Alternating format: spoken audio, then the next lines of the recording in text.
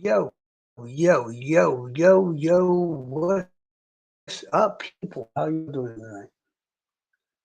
Sorry, I'm like 2 minutes late or so. I got just all kinds of junk going on at the moment in time, and I was trying to kind of teach myself how to. I hope the audio is okay. Honestly, I never know because I can't hear myself. I mean, I can, but you know what I'm saying. I was gonna try to make a really. It was probably gonna be a really long ass live, to be honest with you. But I think it'll at least be an hour or more, so it should be fun. It's just you got to understand. There's just so many damn cases just in my county alone. It's ridiculous. As I said, my county in Delphi is basically cursed. I was trying to do this slideshow and set it up and stuff because I got all these pictures and articles and stuff downloaded and crap, and it's just like it won't work on the phone for whatever reason. So I gotta set it up to try to see if I can do it on the tablet. Sweet, but yeah, you're gonna hear. And by the way, these cases I am going to bring up tonight are all nationwide, well-known cases. So if you think I'm going to be talking about some weird shit, it's not my fault. You haven't heard of the case. Obviously, it's been around for a long time, but it was on court TV or this, that, the other. I mean, for example, like the last recent major case that we had here was Wade Wilson, the Deadpool killer. You know, I'm not sure if everybody's heard of that little bastard, but I actually met him in real life a few times here because he used to come and watch us at the Buddha nightclub when I was playing with my band. But we basically just had him kicked out anyways, so because he was always trying to sell drugs. And no, before you ask, I was not playing that night. So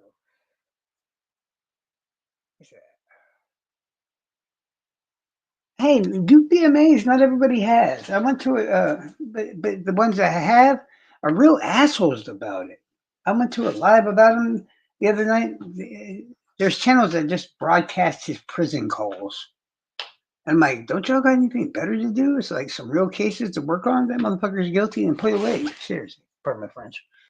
But I explained that I knew him in person and all that, and half the people were just being rude dicks to me, and the other half wanted to know more information. I'm just like, yeah, you're douchebags. I'm not out.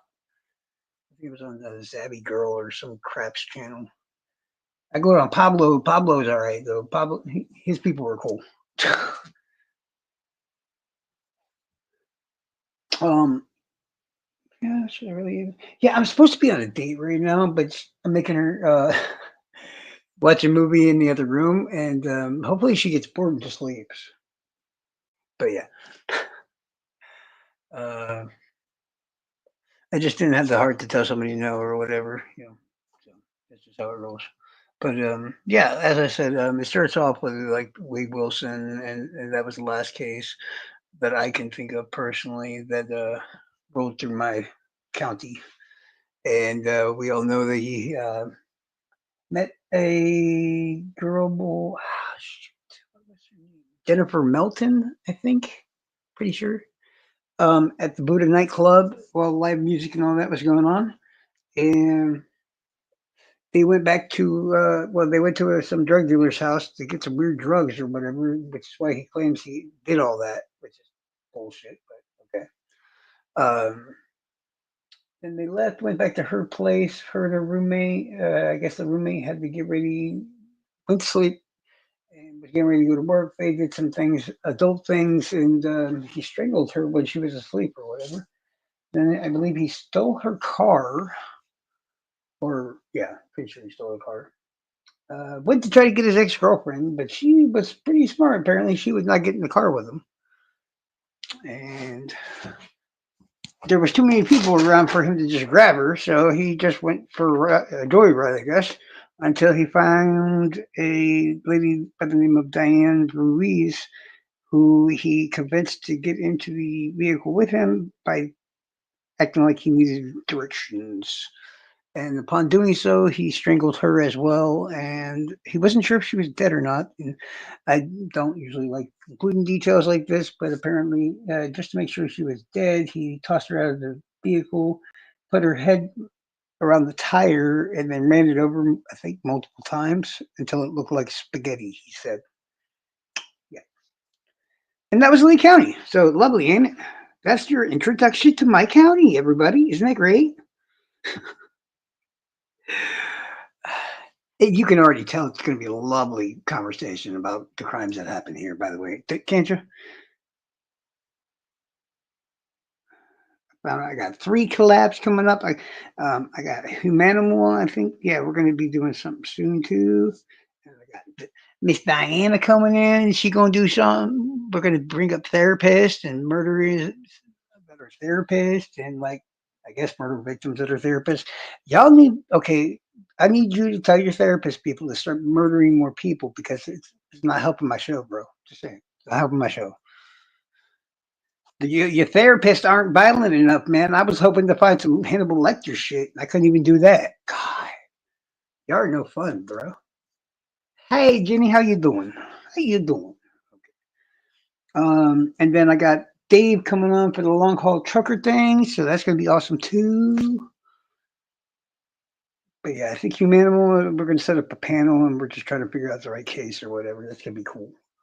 But oddly enough, the case that came before Wade Wilson. I'm still trying to figure out this whole slideshow thing as I'm talking, but was probably not so well known. But really, there's a lot of videos about of it on the YouTube because it was on Core TV and shit at the time.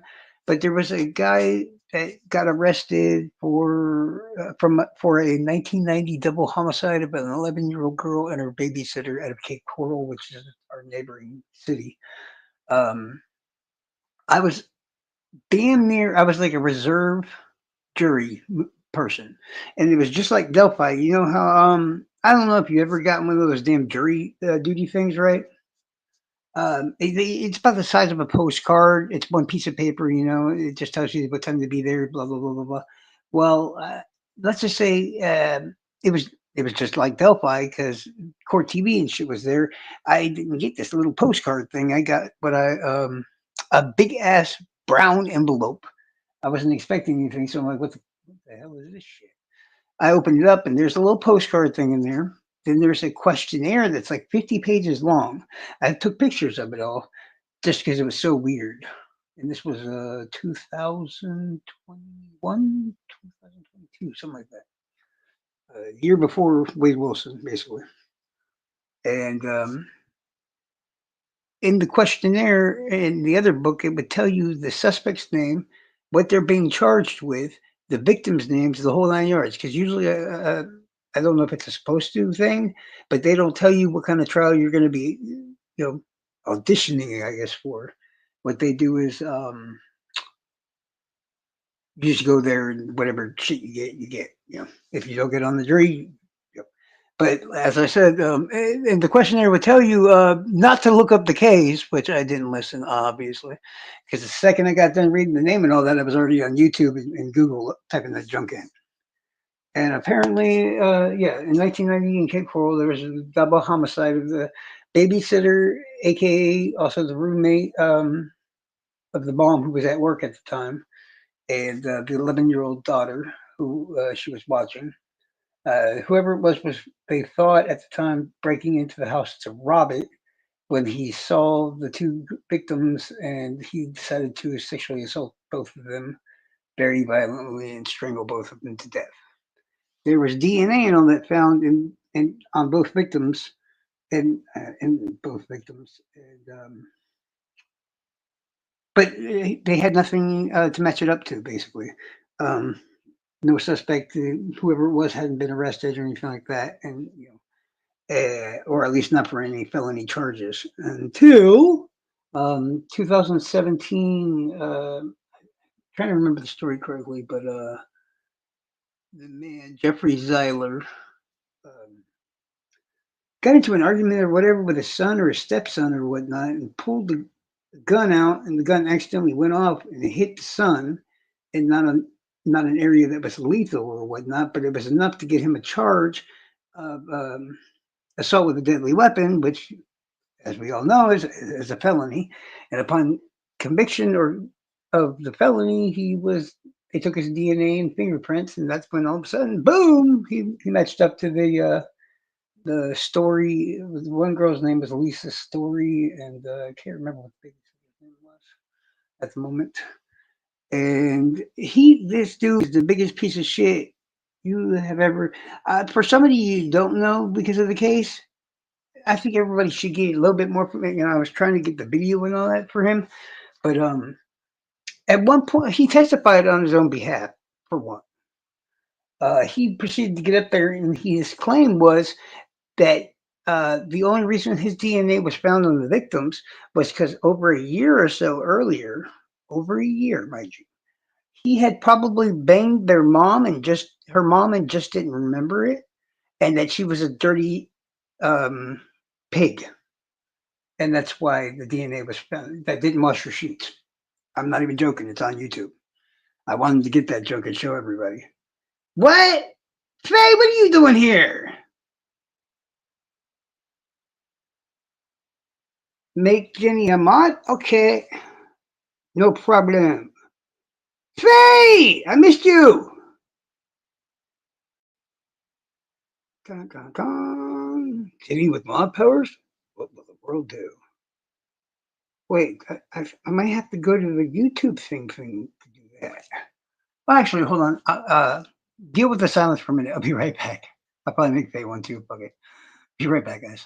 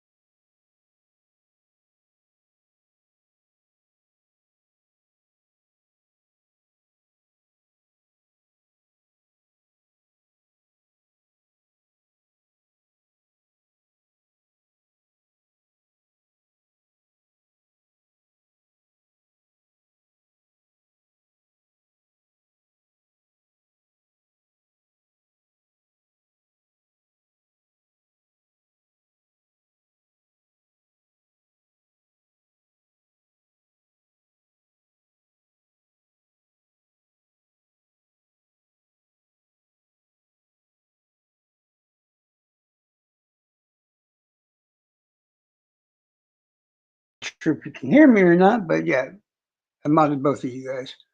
I should have modded Dom too. Oh, damn it. I'll figure it out. Because basically, I'm at war with everybody at the moment in time, which is hilarious for me. Why isn't Jenny a mod? I just modded her. And I'm expecting them at any given point to come raid the channel at some point. So I want everybody to have fun and just pick them off like fish in a barrel. It's fine. I got the troll farm after me. I got the rejects are after me. I got. Oddly enough, the Nod has no issue with me. They love me. Isn't that weird? Ironic, ain't it? Crazy. Of all people, the pro defense people are the only ones not trying to destroy me. They were like the people I've been messing with for like, I don't know, years now. But yeah, as I was saying. This dude gets on the stand and stuff, and he says all this heinous shit to the mom. Wrote over a really heinous, crazy letter with all kinds of rude stuff he said in it. Wrote the judge like a horrible letter too, talking mad shit to her, or I'm not sure which one it was. He testified to all this on his own behalf, which you can guess I'm sure how that ended up working out for him. Yeah, he's on death row now. And then on top of it all, when he was sentenced to death row, all these videos are on YouTube, by the way. Just look up Jeffrey Zeiler out of Lee County or Cape Coral. He tried to beat the shit out of his own lawyer at sentencing. And the lawyer was like, he hits like a girl, basically, is what he told the guy. And the judge was laughing about it too. All right, everybody's modded. Cool, it did work. Sweet. Well, I didn't need to make you a mod. Blame Diana. I'll fix it soon. Don't worry. You ain't got to do nothing. You ain't got to worry about being the bad guy. I'm the bad guy. It's okay. It's fine.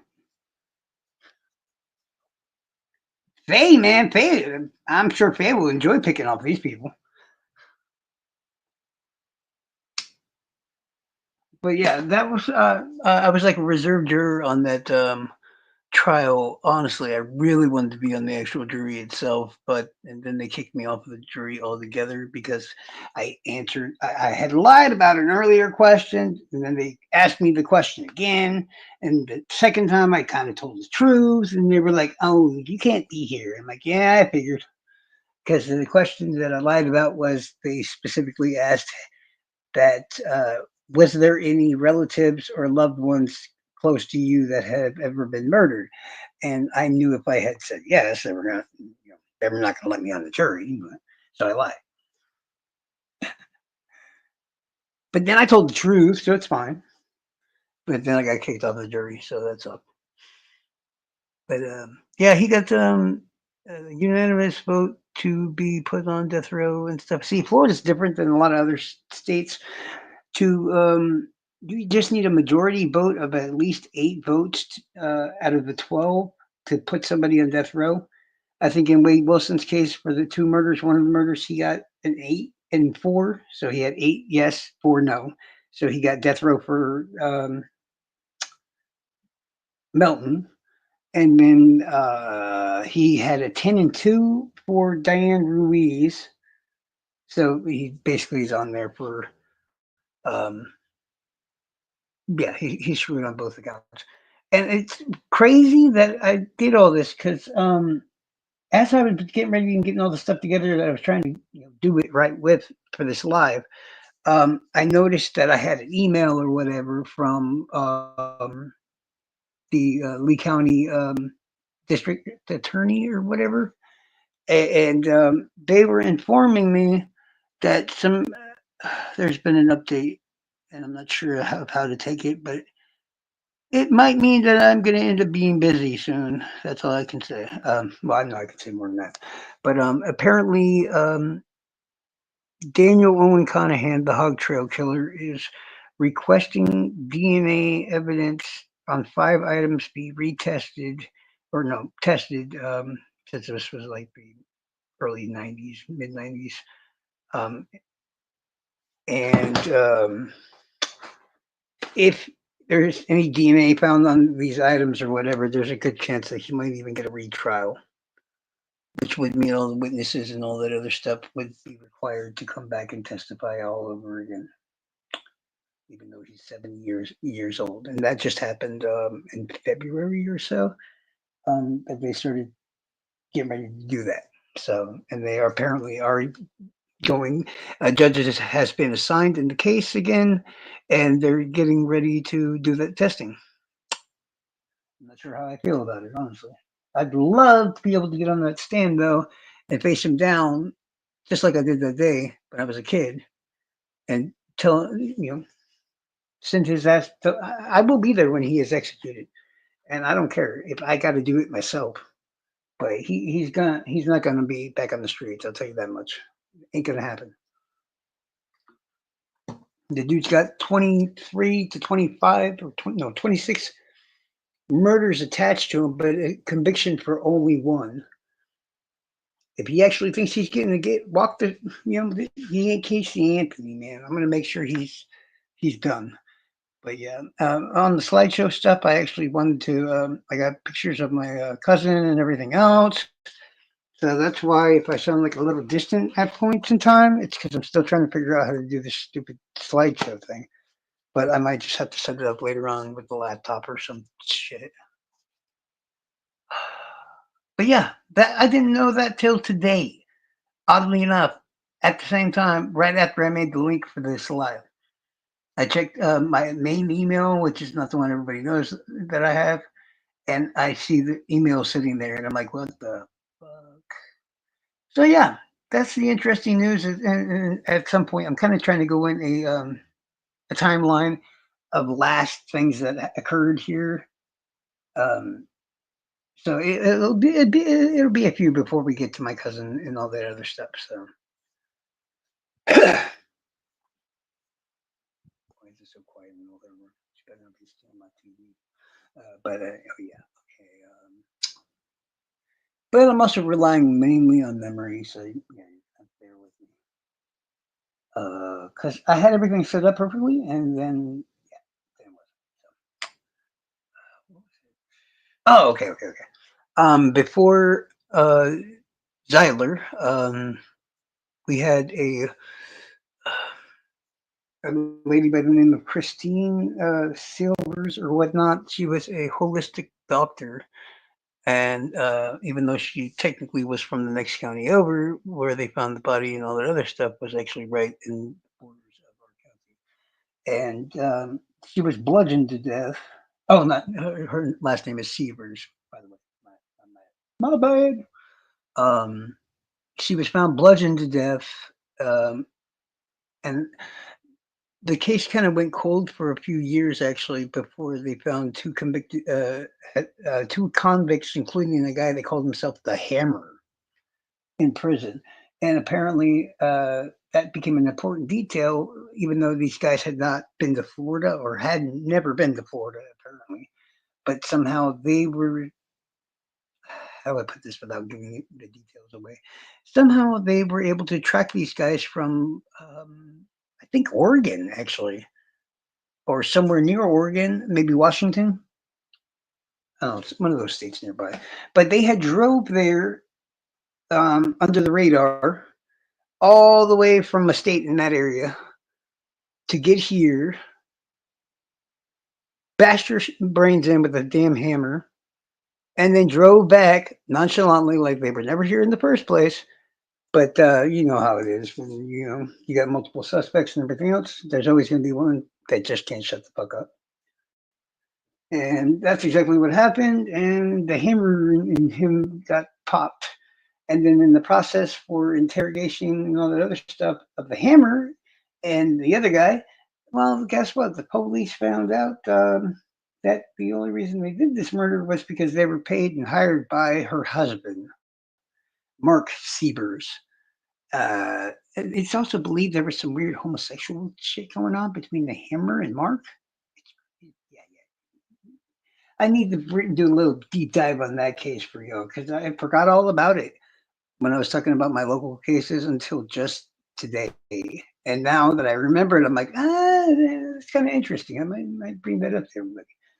It's fucking weird. But yeah, Mark Siebers was then also convicted for conspiracy to commit murder. All of this was on national TV. It was probably about 8 years ago, 9 years ago. And luckily, we're going to start having breaks here. So instead of, like I said, Wade Wilson was 2023 or 2000, I think 23 or 24. And Zeidler was exactly a year before that. And both were on Court TV and stuff. And then before that, we get, like I said, we had a break. And then we had the Siebers case. At some point, I'm probably just going to start going out of order because, my memory works weird ways. Um, and there was the Cash Fiends Money Murders is basically what it was called. I guess this teenage kid or whatever, he was like 15 years old or whatever, owned these little wannabe gangbangers. A very small amount of money, like 40 or $50, I think it was. And like the Madeline. I do believe he had the same name as that Madeline Soto chick, Jeffrey Soto or whatnot. I think his name was, and his little brother, who was like 7 or 8 or 9 or 10 or something, in that very young area, but not a teenager yet. The gang found them, took them to a house, and I believe it was 8 members total. And yes, they were all convicted after this.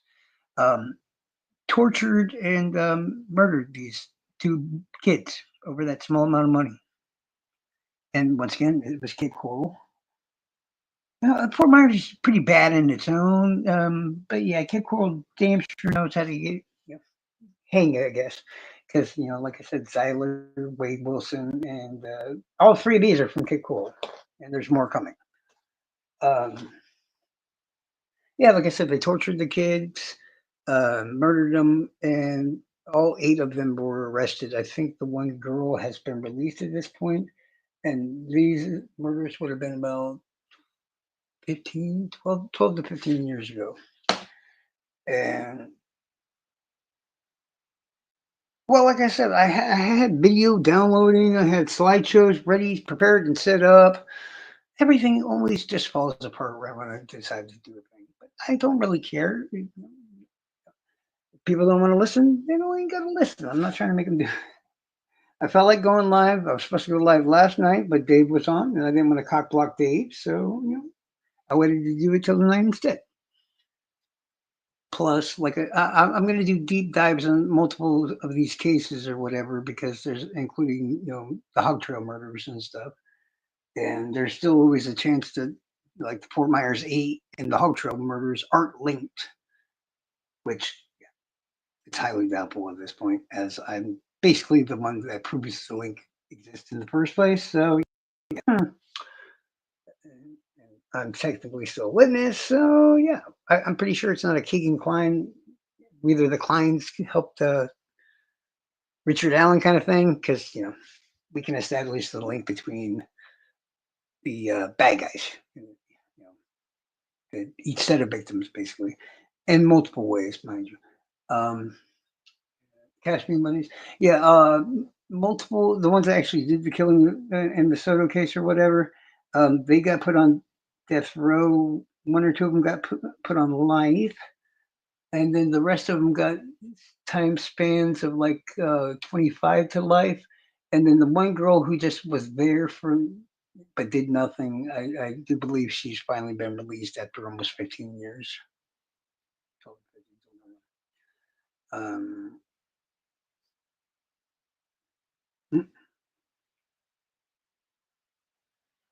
Dude, he is a weirdo. I mean, okay, I don't want to say it wrong because I don't want anybody to think I have a problem with gay people or whatever. But if you ever listen to this man's prison calls, oh my Lord, it's like, why is he nicer to? For one, the only guys I call that aren't related to him are extremely gay. Like all his guy friends are like gay, like really gay, and he's all flirting with them and shit. But when the women call it, he sounds so fake about it, and I'm like, pretty sure he's gay. But nothing wrong with that. But yeah, it's just kind of funny that he's getting all this money. I think total wise, it was about a total of I think now it's like $2 million he's gotten from these dumb chicks. I'm sorry, I'm like, oh, y'all dumb, but in this situation, they dumb. But they've sent him damn near almost $2 million or so. Am I muted? Can y'all hear me?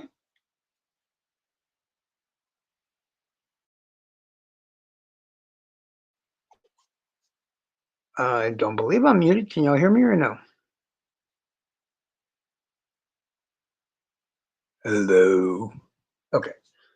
Yeah, I remember I'm on the phone, so maybe if I move it around too much, it gets a little bit too far away. But that's why the comments are there. You can say, "Hey, stupid, you're too far away from the phone." I can fix the problem. But yeah, all of them are still on basically life sentences, but they did release the girl who had the least amount to do with the two boys' deaths. And as I said, luckily at this point, this place wasn't so horrible. You get a long time jump in between the murders, Unlike now, which it's like all this shit happening left and right. Before cash being money murders or whatever, it was interesting. Oh, okay. This was another one that's going to get a deep dive because there's multiple parts to the case because there was a later conviction involving a completely different ordeal. But a group went around the city, the county here, basically destroying monuments and old historic buildings and all kinds of other shit, including the Coca-Cola bottling plant. They robbed the local high school known as Riverdale High School. Um, and I guess a music teacher had saw them leaving the high school. His name was Mark Schwebees. And I remember this quite well because oddly enough, yeah, there's a really big connection between me and these guys. And the teacher in the other school. And I mean, I did not go there myself, but when I played football for Norfolk Myers, we played against Riverdale. Riverdale is my bio dad's favorite team, so we had to murder them basically, and I was happy about that. But I guess since Mark Schwiebe saw them stealing from and breaking into the high school, well, they just couldn't have any witnesses even though this was a petty charge and they really didn't have any criminal records. So it just didn't make any sense. And it still doesn't make sense to me. But they proceeded to knock on his front door of his house. And when he answered the door, they shot at him point blank with a pump action shotgun twice. Well, not they, Kevin Foster, who's a piece of shit. And once again, sadly, it's a piece of shit I know in person. I used to live on a road called Muskegon, which if Miranda was allowed in here, she'd attest to that because she tried to send me stuff at that address, and I'm like, you don't realize I haven't lived at that address in like 25 years, right? But well, here's the thing: the Lords of Chaos, which is what they were called, their little gay gang, I guess. There was only like 5 members, 5 to 7 members, but in the murder itself and the crime wave, there was only 5 involved. Kevin Foster, and I have all the other ones' names on the. But the other none of the other kids did anything more than just helped in the vandalism. And when after the murder of Mark Schwebees, they all snitched out on Kevin Foster to get reduced sentences because he was the one that did the shooting and all too. And he was convicted, and I do believe he is on death row or with on life at Rayford Prison with Wade Wilson and Daniel Conahan and freaking Jeffrey Zeiler, like everybody so far I've mentioned in this list is all inside the same prison. Oddly enough, Ruckus Rocks, a creator on YouTube, uh, worked at the same prison on the death row thing where Zeiler, Conahan, and Wade Wilson are, and now Kevin Foster is also on death row because of a later case. See, as I said, for testifying, the other 4 members of the Lord's Chaos got lenient sentences of around 10 years or so for their parts in the vandalism and the murder of the teacher, which really, like I said, Kevin Foster did it all. I know these assholes, really not the younger ones, but I know Kevin Foster because he lived next on the next road over from us. I was on Muskegon. He was on a road called Lorraine or something. Yeah, Lorraine. And he was a dick, and his mom, they were well off, and we was always poor. And his mama owned the pawn shop up at the store. So this motherfucker was always having guns and all kinds of other stuff all of the freaking time. And yeah, some of the pictures I got of Kevin Foster is him looking like the biggest psychopath in the world, holding like M16s and junk like that. No joke. If you ever get time, look up the Lord's Chaos. It's just insanity. Even though there's only one murder attached to them, and there was an entire crime wave. I used to beat his ass. Basically, that's what it comes down to. He used to run his mouth. He used to talk mad shit to my fiance and soon to be ex-wife, by the way. As in back then. You know, she's been my ex-wife for a long time now. But he would always threaten her and this and that, and I would have to go beat his ass. And it's always like that, basically, because he always thought he's like a narcissistic type of personality and everything else who thinks everything that he does is the most important thing, and he can do anything that he wants to because he's family has a little bit of money and all this other crap. And some people just had to nicely, politely nudge him in the right direction to know that it's not always about him. Couple of licks here and there, punches, how it goes. Um, Then he got weird because he didn't hear nothing about the Lords of Chaos and shit because they was all locked up in prison for well over 10 years, or about over 10 years. Then we found out that the guy, come on, yeah, I think what it is when the screen goes black on the phone, it starts to mute me. So I'm trying to keep it from doing that. So hopefully you can hear me again. But yeah, okay. So fast forward ahead, we haven't heard jack shit about these guys in damn near 10 years, and we find out through the news and shit that the four younger members are being released on their lenient sentences for testifying against them, and they were, and we didn't hear nothing about it. They never broke the law again after that, so everything was fine. Then it was like 4 or 5 years later on, we then find out that Kevin Foster and now his mother, I'm not even joking, him and his mother are facing new charges. Seriously. Uh, Apparently, they had been interviewed by this down and out um, investigative journalist who really needed a job, and they were trying to get him to write a book. But at the same time, they thought he would be the good person to set up a hit for them on the other four lenient younger members of the Lord's Chaos. The ones that are out on the street. Because Kevin Foster was pissed off because he's basically doing life and they're free. Or he death row. Well, I'm not, like I said, I need to look that up. And I think he was on death row at this point in time already. But he got the money for the hit off of his mama, and she knew all this. So she was the one that handed the money over to the journalist, and luckily, the journalist didn't do what he actually was going to do and set it up. He instead went to the police here in Lee County and notified them that Kevin Foster and his mother had just tried to set up a hit on the four surviving members of the Lord's Chaos. I'm not even kidding. This is all. That's why I said I'm going to have to do a deep dive of them too, because around here, everybody knows who the Lords of Chaos were. I mean, they destroyed the Coca-Cola around here. But our biggest, oldest landmark was the Coca-Cola. Is the Edison home, the Winter Estate for Thomas Edison, the Winter Estate for the Ford guy or whatever, the guy who did Ford autos, who was Edison's best friend. And the other big landmark here is the historic one. That is, that's not the fort because that's why we're called Fort Myers. But it would be the 200 almost year old Coca-Cola bottling company that my stepdad actually worked at for a while, like 15 years, and they blew that motherfucker up. It's gone now. And yeah, so Kevin Foster, if he wasn't on death row to begin with, he's now on death row now, or he's doing a double life sentence, and now his mom's got, I think, 20 to 30 years.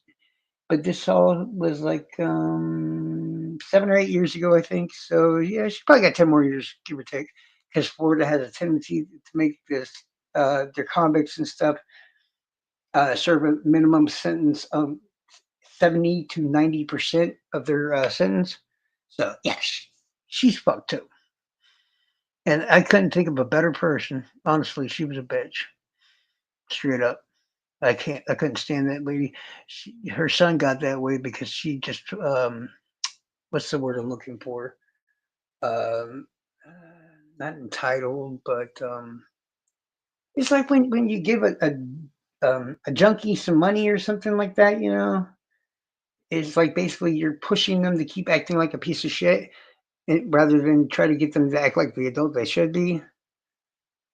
I mean, I figured the therapist would know what I was asking, but I'm sure she'll figure it out at some point and give the right word. But yeah, yes. See, I knew it. I knew she would. Enabling. Yes, she's enabled his ass and his narcissism and all that other crap. And yeah, like I said, if you look up this case, uh, for one, it's very interesting and it's. I hate this phone. But yeah, the case itself is very interesting. Sadly, there was only one murder, so if you're looking for gore left and right, you're not going to find it here. Honestly, if the only gore in this case is basically how bad I beat the dude's ass up the 20 or so times I actually had to fight him. That's basically the worst thing that happened, other than poor Mark Schwebe's getting shot. And he was I even knew this guy because he would be at the football games as a teacher, and he was a really nice dude. And we performed with them in choir and band and stuff as well. And it was sad because Mark Schwebe's was a real good dude, and his only mistake was that he just happened to be at the school at the wrong time. It's sad. Uh, yeah. Now, this would have been in the 90s. Well, technically, I jumped a little bit ahead. Uh, but as I said before, I'm the person that connects these two scenarios together. So in 2007, about 4 miles from my house where I live now, a county surveyor that was checking the land around the road called Arcadia Drive or whatnot. And like I said, it's about 4 miles. I could walk there right now like nothing. And Gray Hughes has talked about this, even though I can't stand his ass. I was on Gray Hughes talking about this, and I'm actually about to do another like a big channel has asked me to come on there and talk about the case. So there's going to be some, yeah, it's going to be cool. And she's a comedian too, so it should be funny. So I'm expecting to have a lot of fun with this next with that one. But she's trying to figure out the date she wants to do it on, and yeah, like I said, hope everybody would join because it's going to be awesome, huge, bigger than criminality probably is her channel.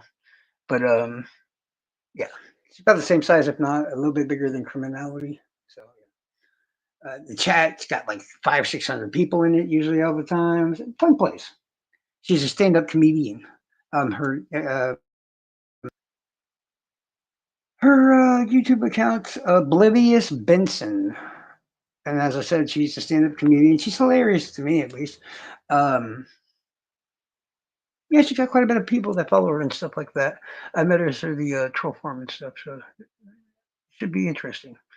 But as I said, the surveyor found a skull up Arcadia Road, and upon finding it, called it the Lee County Sheriff's Department, which shut down everything in the exact area and an amount of area that I would say is about the size of maybe a football field and a half to maybe two football fields.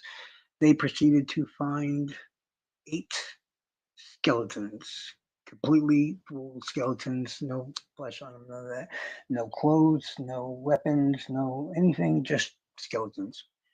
At first, they thought um, there was two funeral homes. There was one here and there was one in Alabama, and they both had shut down recently because of bankruptcy, apparently. And I think the one in Alabama, their crematorium ovens also broke, so they couldn't really cook the bodies like they're supposed to. So at first, a lot of people just assumed that that's what these were. These were bodies that the funeral home or whatever was supposed to do something. Whether it was bury or cremate them, but they just didn't. But there was too many things that just didn't check out, and apparently there was some rope found at at little like around trees and stuff nearby, which you might want to remember because that's very important for when we get into the 90s. But yeah, trust me, the 2007 8. I jokingly around called it the Fort Myers 8, and I had to talk to the news and stuff. Not fun. Charles is a witness in this case. Not happy about it. But this is one I do actually have to. Yeah, it's one of those things you just got to do, and you have to see through to the end. And I honestly wish they would try to convict him of this because I want nothing more to stand in front of this bastard and call him out and call him. I'm going to try to not curse if I ever get a chance to testify against this asshole. I'm hoping they give me the chance by saying, "Well, what did you tell him that day, Mr. Gowan?" And I want to tell him. I said, "Oh, dude. I'm only 14 years old. I'll beat your fucking ass if you keep doing this shit." That's exactly what I told this guy. And I actually, I had like letters and two interviews somewhere that I was. One was recorded in person. The other one was recorded over the phone with this gentleman, if you want to call him that. Because he'll talk to me, but he won't admit anything. But he'll talk to me. He remembers me. He saw me that day. He knows he's on the camera. He can't really lie about it. But we'll get to that. As I said, eight victims were found. It was soon figured out via DNA, as in mine.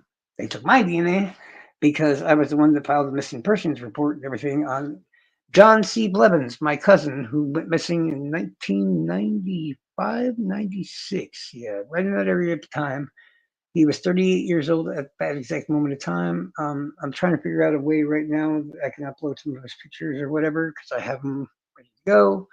But I'm sure one way or another I can show whoever. So, um, he he was standing outside of a gas station that often transients and people like that and junkies and stuff. Which yeah, he's no saint, but that doesn't mean that he deserved to die. But he was standing out there, and there was this creepy looking motherfucker out there. And I joke you not, I also have his pictures too, and I'm going to show them to everybody too. Um, the dude's about my height. He's probably about at the time, which would have been around 6'1", 6'2". Um, looked like he was 90 almost in a way. You know, one of those people that look so much older than what they really are, but you can tell by the way they move that they're not. Because he looked old as fuck. He probably looked like 60 or 70 years old, but in reality back then he was 40, which he did not look like a 40-year-old. No. He was driving a creepy looking sky blue Ford Escort station wagon. I believe it was like an 86. Trust me, I can't forget anything that happened that day. My cousin usually sat outside of this gas station because it would be one of those places that they would pick up migrant workers and stuff like that to go work cash jobs each day, kind of like a daily work, daily pay kind of thing. I'm sure everybody's seen it at Home Depot or something. And um, he didn't get out that day. That guy pulled up and apparently was offering him and offered me a couple of $100 each to go with him. I didn't know what he was asking about, but just the look John was giving me, it just and the way he was looking at me and John, it was creepy. If you ever had a creep vibe from somebody, times that by 1,000, and that's what this guy. Like I said, when you get a chance, look him up, Daniel Owen Conahan Jr. And you tell me, would you think if he's sitting there ogling you head to toe and this and that and the other when you're 14 years old, how would you feel? That's how I felt. And I want to say that that whole fight, flight, or freeze kind of kicked in.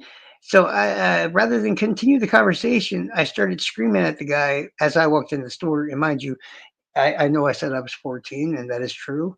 But I was over 6 feet tall at 14, and I probably weighed about 375. So I can get away with that, even then.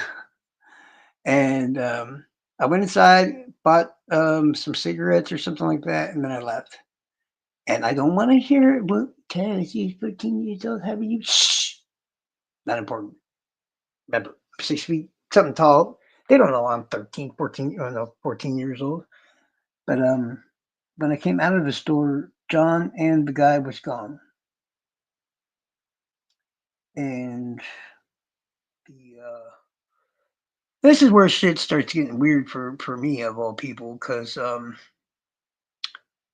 a week later, I bugged the shit out of my mom and all them to finally, and his mom, to put a missing persons report out on John because I couldn't do so because I was a minor still.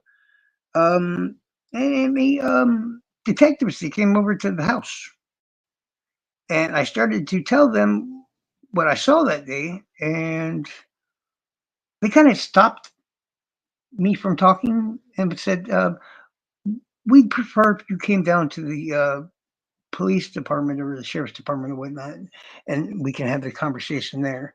And my mom, my stepdad wasn't there, but my mom took me to the sheriff's department, and they were really nice to her and all this other stuff, which obviously was a manipulative tool that they used in the first place to get her you okay the questioning of me without parent, guardian, or lawyer.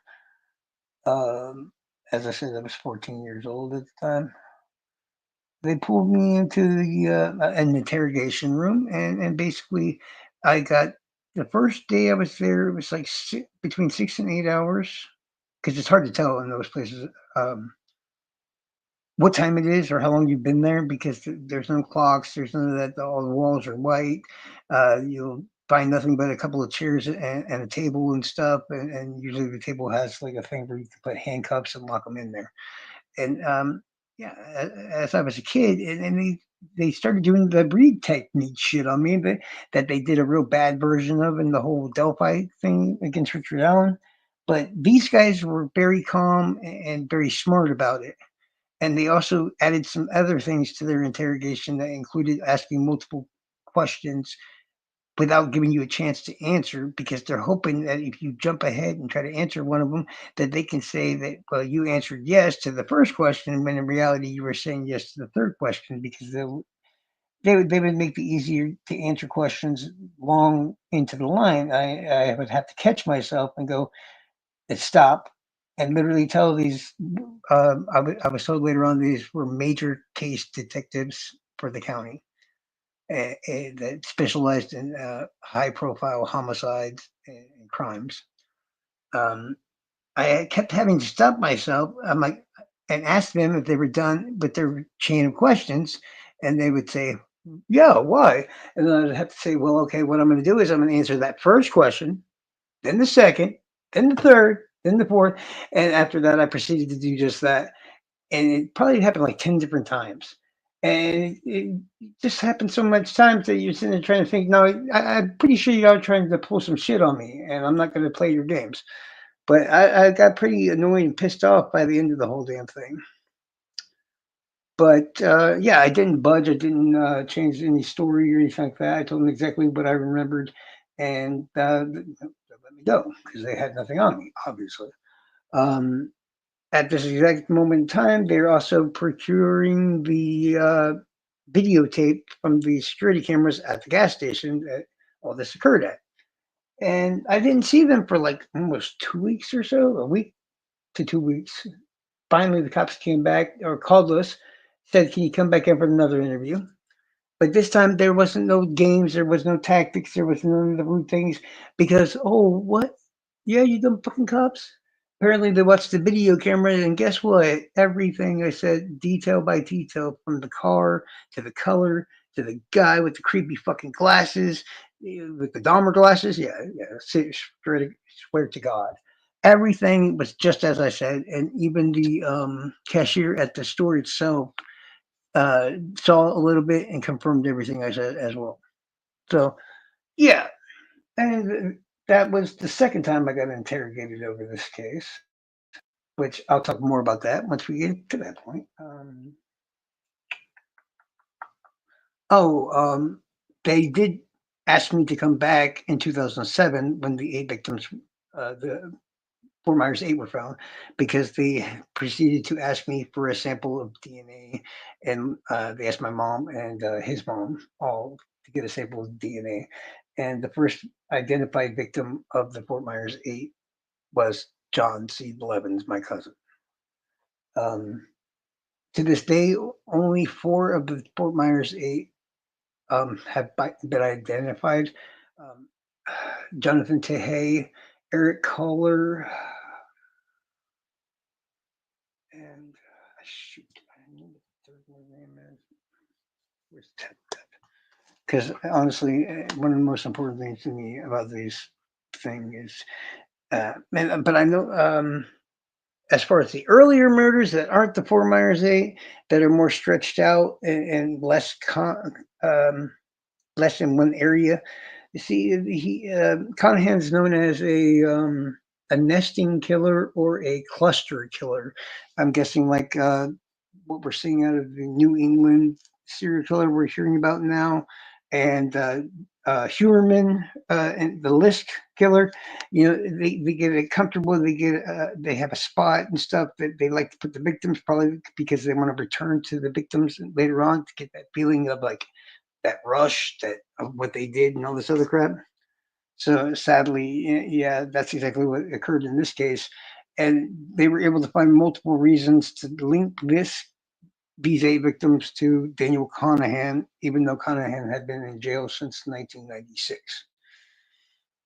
For one, me. I'm the main link because John was a victim. John was identified as the first one of the eight identified, and the time of death on the skeletons and all that, the ones that they could tell, were around the mid 90s, which, as I said before, John went missing in 95 or into 96.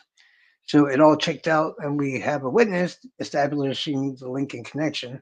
And also, one of the victims that Conahan had get away, a pedophile, oddly, by the name of Stanley Burden, um, he stole Conahan's car and hauled ass with it when it got stuck in the mud, and they had to call a tow truck driver in because he found the weapons and all that Conahan had planned to use on him. Um, and where Burden got away from him was less than a half a mile from where the Fort Myers eight were found. So you can take that with however which way you would like to. If you don't want to somehow say, okay, I see the connection, a half a mile. We're talking about at the end of the road. The exact road where the victims were found on is where the car got stuck. So if he had gotten not stuck, Stanley was going to be out there with John and everyone else. And yeah, Stanley Burton was pulled over for driving a stolen vehicle because Conahan just went and said, "Fuck it," reported his car stolen. Well, his parents' car. Um, and Burton tried to tell him. Conahan had two victims that got away. And the one he couldn't strangle because the dude had such a thick neck that Conahan just wasn't strong enough to do it. Like he had just too much muscle, I guess, which is a cool thing to know. If you just really work out your neck some, you at least can't just be murdered by strangulation. It's pretty cool. But Burton told the police straight up. He said, "This guy had a knife. He had rope. He had all this shit. He was planning to kill me. I know it. I took off with the car because I needed to escape." And he was right. Later on, the main reason why these other, as I said, Daniel Owen Conahan has been convicted of one murder. And with the update recently, if any of those five items that they have to DNA test, he might get a whole new trial, which means I'm probably the only one that can actually testify, as the other two are one's a pedophile. I think he's dead now, but he's still in prison, from what I know, Burden at least. And the other guy, I think, is dead. So there's only one real witness other than the clerk from the gas station who's also dead. So basically, it's up to me. Lovely. And they didn't use me or press for the conviction in the first place because they already had him for the one uh, perfectly. Like I said, once we get to that case, you'll understand fully because the evidence pretty damn well, yeah, Cunningham was screwed at this point for this for at least the one crime they got him for. Um, But at the time, they didn't want to try to press. They were going to charge him with John's murder, but then all the real evidence they had, and he was still missing until 2007 for one. So it's kind of hard to press for a murder conviction against somebody that you don't have a body for or sufficient amount of blood, yada, yada, yada. So they didn't want to do it because of that, and they decided not to do it in 2007 because they brought me back in for questioning again to see if my story would change or anything else once again, and sure enough, it didn't. They do have the video evidence still of Conahan being outside that store, It's obviously Conahan. I've seen the. I'd love to have it, but I have seen the evidence itself. You can very well tell it's Conahan, and you can see the plate on the car, and it's his parents' car, and all that other good shit. And yeah, you can see me, you can see John. Everything's pretty well simple. And the only reason we didn't go to trial for that was because I was only 14 years old at the time, and during the trial, the first time it would have been I would have been like 17, and they just thought that it was a bad idea to put me on the stand at that age. Oh no, 16, yeah. And like I said, they had no blood, they had no body. It would have been very, very difficult to get any kind of conviction at that point. But we knew who fucking did it, and we all knew basically what John wasn't coming home. So it was pretty obvious. We had to let his mom know and everything else that she was waiting for her son to come home. He's not coming home. Um, then they thought about doing it again in 2007 when the bodies were finally found, or the skeletons, mind you.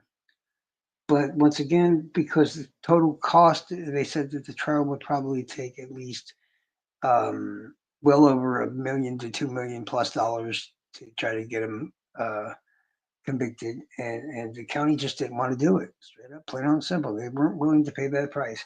Well, guess what, guys? If they find DNA on one of those 5 items, Conahan might get a retrial. So I hope that I hope that DNA doesn't lead to anything that might be bad, because we technically don't really know if he actually. Well, I mean, we kind of know that he did kill this guy, but if somebody else's DNA comes up, then we're gonna have some issues. And the only person they can rely on at that point would be me, because I was the only one that saw him that's still alive. That's not a seriously convicted felon and everything else. So I guess I still technically have credibility because I'm not a bad person. But and we also have the videotape, so it's something that corroborates my testimony. And as I said, my story never changed. I told them exactly what I saw and how it was, and the videotape just basically says the same thing. Now I'm gonna jump right from that. Let me see, was there anything in between? There probably was. Like I said, I'm going off my head at the moment in time. Um, I was probably gonna do like a 4 hour live about all this, but I'm just now just because I still got like at least 7 or 8 cases to go. Sadly, at least. I mean, not cases as in victims, because victims is probably like 50 more. Yeah, just to tonight, I still got 7 cases or about 50 or so victims left. I have to cover that. I'm going off of just by my brain. So yeah, it's a little bit of a pain to do, but in the middle there that I would want to include at this moment. Oh, I'm sure I'll find something later on that's annoying. But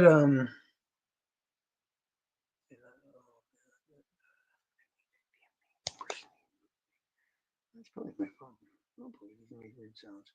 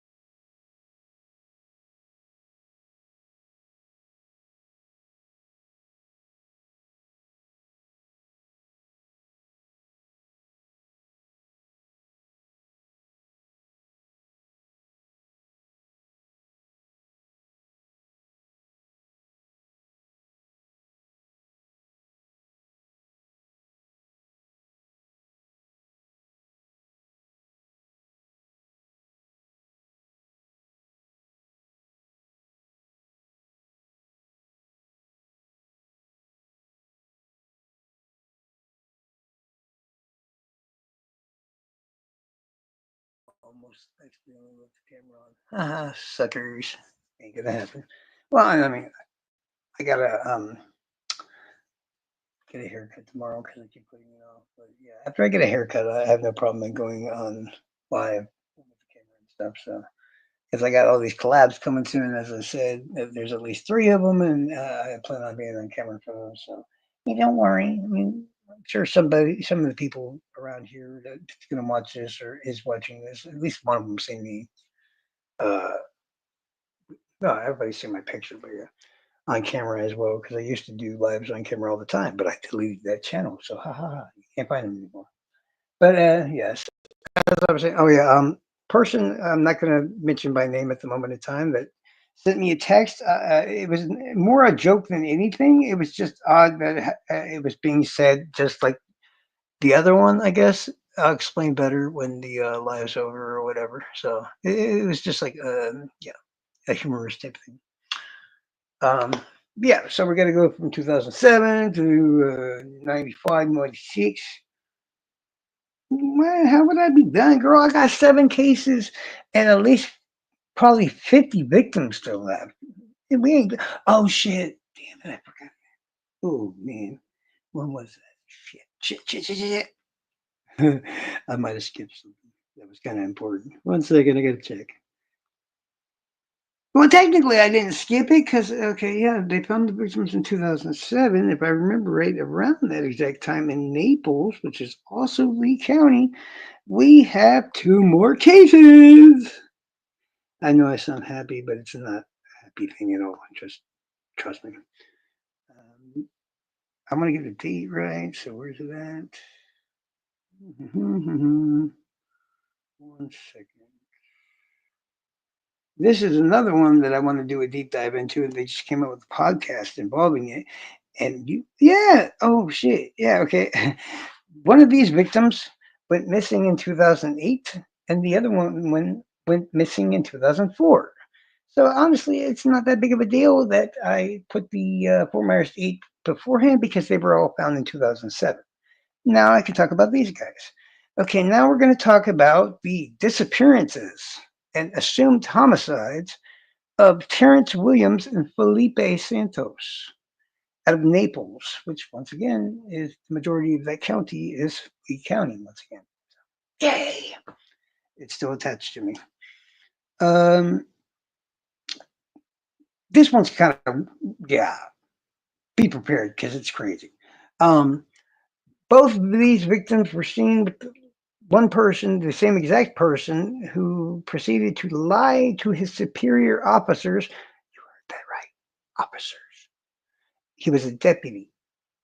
Was He was fired for lying and being under suspicion in 2 homicides. And yes, we're talking a cop here by the name of Steve Calkins, who now lives in Utah because he's hiding from the Naples and Lee County Sheriff's Department. No joke. And what happened was in 2008, he pulled over Terrence Williams, who proceeded to have a suspended license and bad registration. He detained Terrence, put him in the back of his car, and drove him somewhere. But here's where it gets crazy. He told I guess, he pulled him over right next to a funeral home, and he told the grave diggers that were outside that, hey, I'm going to come back and get the car, and blah, blah, blah, blah, blah. Then it starts getting really weird, okay? Just give me a second. Mr. Terrence Williams never appeared at first appearance. He was never taken into custody. He was never dropped off at the jail. You get what I'm saying? He, for all intents and purposes, he was never arrested. And okay, maybe it's not that weird. Maybe the cop did something nice, and the guy just went missing after that. Well, okay, guess what? There's 2 of them at least. So yeah. And you might notice a little bit of similarities in the bullshit stories that I'm about to tell you because this is what Steve Calkins proceeded to tell. At first, his commanding officers were contacted by the family of Terrence Williams because they were told they had found the car, picked up the car, all that, had no idea where Terrence was. Um, they found out that the car was towed not under the Lee County. Basically, Lee County will give them a number and all that to call, and a tow truck companies to call, and the county pays for it, and they tow the vehicle away, right? In this odd incident, that's not what the Deputy Calkins did. He called on his personal phone line to a separate tow company and had them come, and he paid them to tow this vehicle off. Red flag number one, mind you. When asked about the vehicle, Calkins told his superior officers, "I have no idea what you're talking about. I never pulled these people over. Da, da, da, da. None of that ever happened." Well, apparently that was proven not to be true because they found a recording that he had made to dispatch looking up the information and shit that was given to him by Terrence Williams as he was detaining him. So we get second red flag. He's lying to his own superior officers and lying about, never pulling over Terrence Williams. Um, then they also were able to prove that, sure enough, he had called in the tow truck on his own personal phone and paid for it himself with his own card. As I said, red flag number two. What was it? Finally, upon being faced with that, with all that, he was put on desk duty, and he told them, "Oh, okay, I remember now. I'm sorry, I forgot." Blah blah blah blah. Locked him up at Circle K where he said he worked. Well, they went to that specific Circle K and got the surveillance cameras and everything else, and they never once saw his Calkins' police cruiser or Terrence Williams. And this was 2008. Calkins is not your type of cop to go out there arresting people left and right, mind you. Actually, if I remember correctly, in the 4 years between these two cases, Calkins had not given a single ticket or pulled anybody else over in like 5 years. But these two victims who he lied about. Yeah. And mind you, Calkins was white, very white. Um, and both of these victims were either foreign or both minorities, which seems to be the what everybody believes to be the reason behind the crime, even though everybody that knows Calkins and the podcast even had these people on there talking about how he's not a racist and not this and not that. Okay, something's going on because he's lying. He lied. He didn't want to tell the truth and all this other crap. And now two men have been missing for damn near, like you said, it's been 21 years that Felipe Santos has been missing. It has been around 18 years since Terrence went missing. Uh, it is assumed they are already dead. They tried to sue Calkins for what's that thing that they tried to they sued O.J. Simpson for and actually won, even though he got away with murdering Nicole Brown Simpson and then Ronald Goldman. A wrongful death lawsuit. Yeah, they tried to get Calkins for a wrongful death lawsuit, but because there was nobody and all that still found to this day or any signs um, of homicide, uh, he won. As in, he got away with it even in the lawsuit. So that really sucks. Um, and that's the last update we have on that, other than the podcast talking about it. And 2004, same thing happens, but this time it's undocumented immigrant Felipe Santos that's pulled over. He doesn't have a license because, as I said, he's an undocumented immigrant. He got the wrong plate on his car because he has just purchased this vehicle and was trying to go to work from a party that he'd been to the night before. And you're going to start noticing some more similarities here, but give me a second. After detaining Felipe Santos, uh, Hawkins proceeded to claim that he took Felipe down the road a ways and dropped him off at the Circle K. Yeah. Not even the same Circle K, mind you. Just he likes to use Circle K in his bullshit lies, apparently. Um, But yeah, he claims he took him also to the Circle K and dropped him off. And once again, they were able to pull the surveillance footage and ask the witnesses that are working there and everything else. And take a wild guess, y'all. There was never a cop, and Calkins was never there on the footage, and neither was Felipe Santos. We have no idea what the hell he did with Felipe Santos or Terrence Williams after he proceeded to detain these victims. It was thought for a while there that he had taken them out to the Everglades and left them there, and that they probably were killed by alligators and stuff like that. Or maybe he just killed them out there and stuff and left the bodies to be eaten. But they were able to tell what time that he had left by cameras and witness testimony and everything else that saw his car that day. They were able to kind of figure out what time he left the area and what time he returned back because he would take another call or something like that. And they said it was just out of the area of the Everglades. So if he had 15 to 20 minutes more, perfect. But because they didn't have that extra amount of time, they don't believe the whole Moonlight Ride story, which is like up north. I think I said this the other night, or on Sleuth Intuition's channel. I said it the other day. But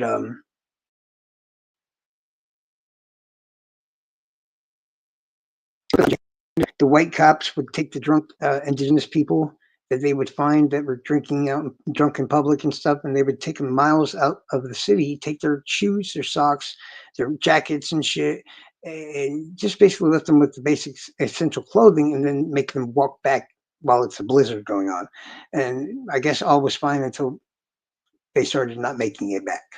If you catch my drift, they would die because of the severe cold and all this other stuff.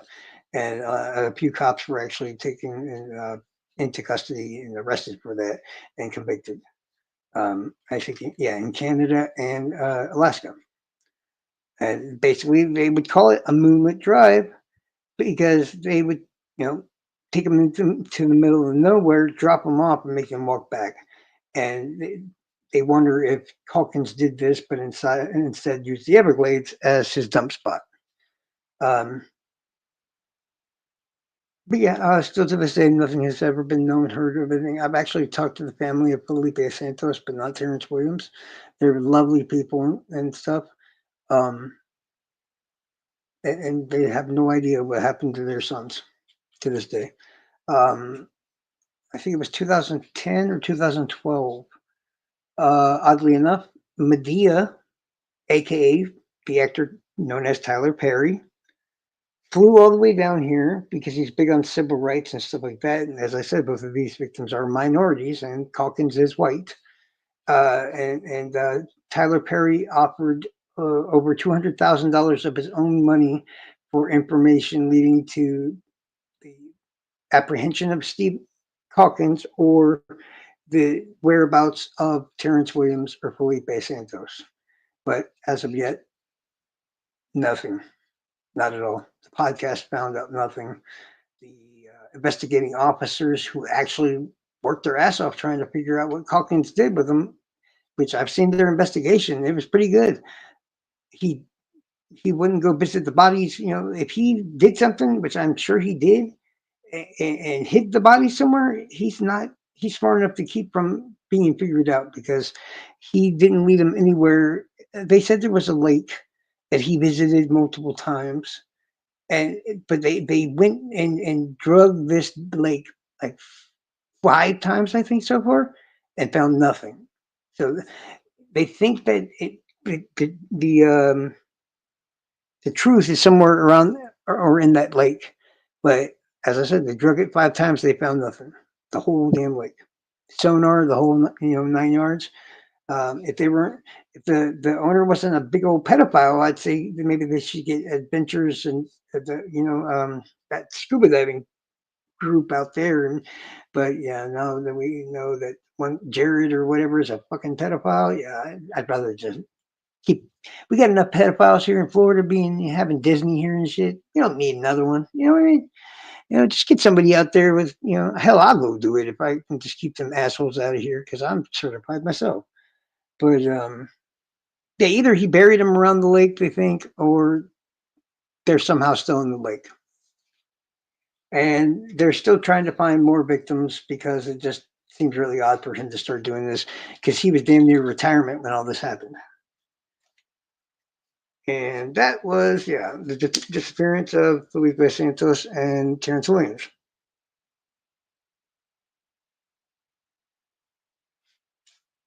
Now, now we can finally get back to. I'm not sure. I'm not forgetting anything. No, that was like late 80s, early 90s. Okay, sometime. Okay, now we're going to shoot back to 95 and 96.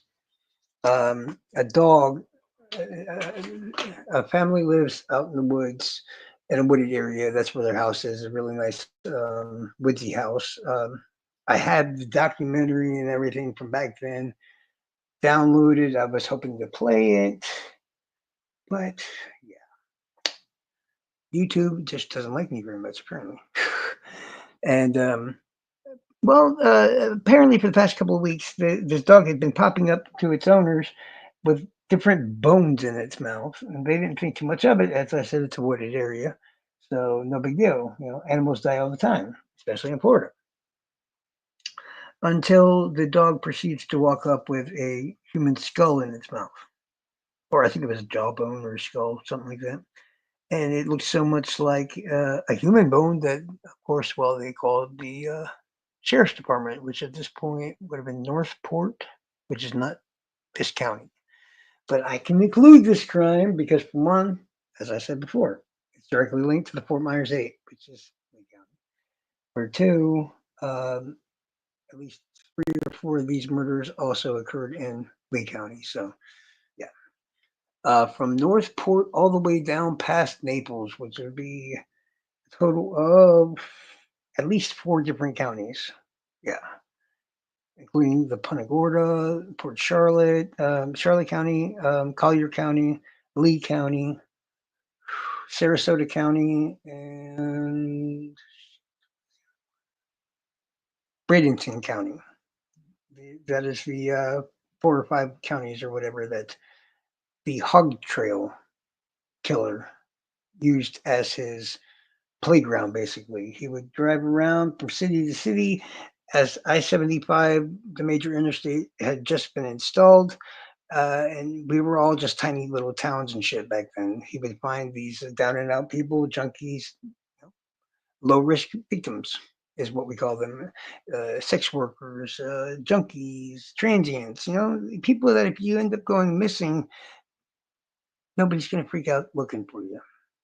That's exactly. But he chose male victims, as I said. That's why he picked up my cousin and tried to pick me up. But didn't realize I was only a little kid, so yeah. Which, yeah, I was like 6'2". No, I was like 6'1", something like that. He was taller than me back then, but I'm taller than him now. But basically, these guys start going missing from these counties, and from 91 to 94. And then proceeds to keep going until 96 when the last of the Fort Myers 8 were snatched. Like, his final 8 victims were all in Lee County, including John, because he was convicted of the one homicide in 1996. So, and John goes missing in 95. We only have 6 months difference between when John goes missing and he's convicted. So, which I kind of think there was weird.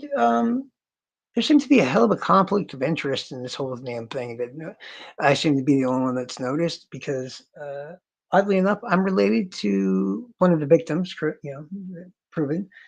Technically, I am a witness as well, if it's ever brought up.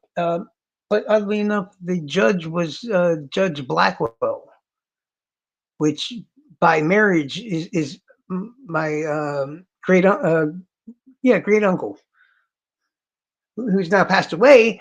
But I mean, I'm pretty sure wouldn't that be a conflict of interest? Because he was the one that convicted Conahan. I hope they don't figure that out.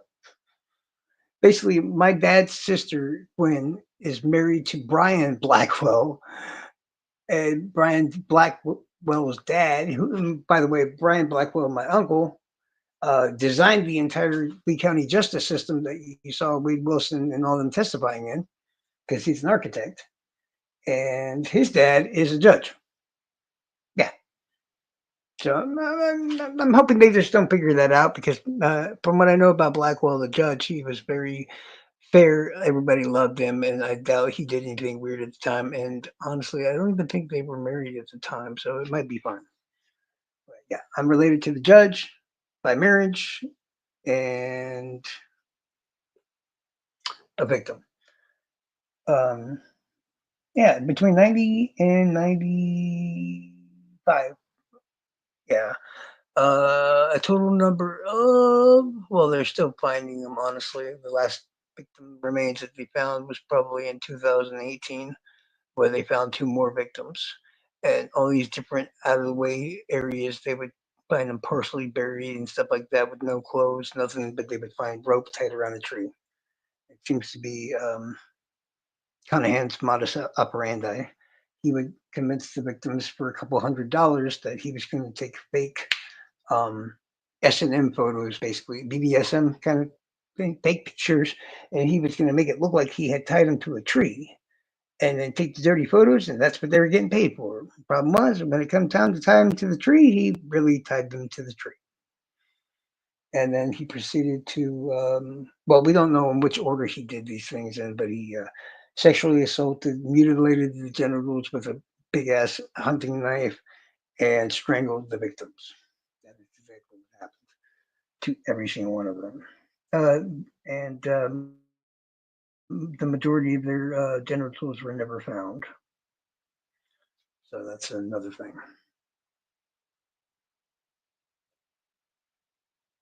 Huh? What are you lost about? See, we went from the Fort Myers 8, which is 8 skeletons found in 2007. The first of them identified was John C. Blevins, who was 38 at the time he went missing back in 95 or 96. That is my cousin. I saw the guy that basically he got in the car with that day, who is also the same guy that was convicted in 1996 for the one murder, premeditated first degree murder of Gerald Jerry Washington or whatever. Jerry Washington, yeah. Jerry Washington was the only one they have evidence against because, well, I'll get to that. Don't worry. As I said, the dog walks up with a skull in its mouth. They call the sheriff's department. The sheriff's department, just like in Fort Myers, go searching around the area and they find a whole another skeleton. So they, right off the bat, they find two skeletons and using you know anthropology or whatever. You know what I'm talking about. They're able to figure out that these victims have only been out here for probably like a month or two. So it's not like they're old skeletons; they're new. Soon after that, about a month or so later, in more skeletons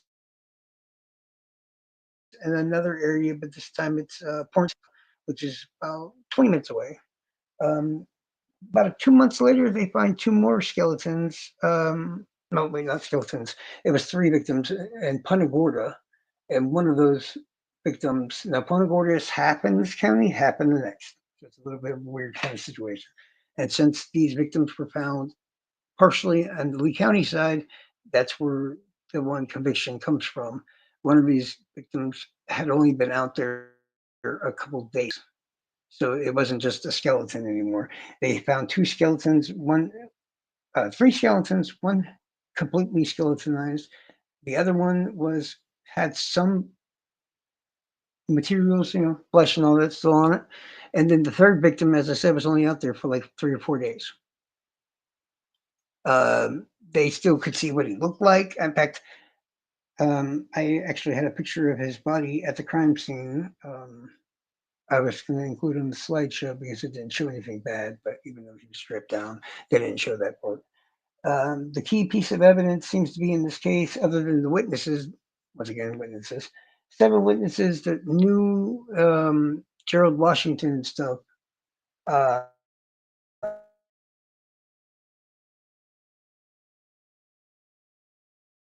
going to pay him van. Um, and upon searching the trailer that Dan Conahan and his elderly parents stayed at, they found missing items directly identified belonging to Gerald Washington. So two notches. And then they found a paint chip in the pubic hair of Gerald Washington that would have been came off of a car. And on the very top layer, because I guess they said it had 7 layers of paint, one after another, each a different color, in this paint chip. And the top was that sky blue color that of the escort station wagon that I saw that Conahan was in. So that matched. And then every single layer underneath that was the exact same color that the whole car, when they brought it in for evidence, they got some of the paint off of it, and layer by layer, they were able to say, well, this car before it was sky blue, it was green, and before it was green, it was brown. Each layer just notched, ding, ding, ding, ding, ding, like he was fucked. I'm sorry about it having to curse or whatever, but that was better than a fingerprint. And I thought at the time, I'm like, oh shit, they got his ass, because the car had like 7 or 8 different colors of paint on top of each other. Because you know how they just spray paint the car rather than get the paint off, they'll just redo it. Well, each time they did it, they could match that color, each one, doom, doom, doom, doom, doom, all the way up. So unless you're going to find an exact station wagon with the exact paint of 7 different colors on top of each other in that exact order, there's no way else that it came from any other car than the one that Daniel Conahan was driving. This is why, you know how long it took the jury to convict Mr. Conahan? Like 42 minutes. I don't remember how long they took with Richard Allen. I think it was like days, I think. Easy. But yeah, Conahan, it wasn't even an hour. It might have been actually like 20 something minutes. I might be wrong. But it was so dramatically short of a time. The evidence was so clearly convicting because Conahan's parents couldn't drive anymore. So he was the only one that drove that car. The only other person that could actually prove that had driven that car was the pedophile that stole it, Stanley Burton. But by this point, the car hadn't been stolen yet. So who else could have been driving it? The elderly parents just couldn't do it themselves. So there's only one person that could have done it, and it's Conahan. Honestly, I always thought that was amazing evidence that they found it. They were able to pull it up there and using microscopes and all that. And remember, this is the 90s. So, we got like fingerprints and ballistics, and we're starting to have DNA, and that's about it. But they pull up this mumbo jumbo bullshit science, and I'm looking at it. I'm like, actually, that ain't bullshit science. They got that shit. And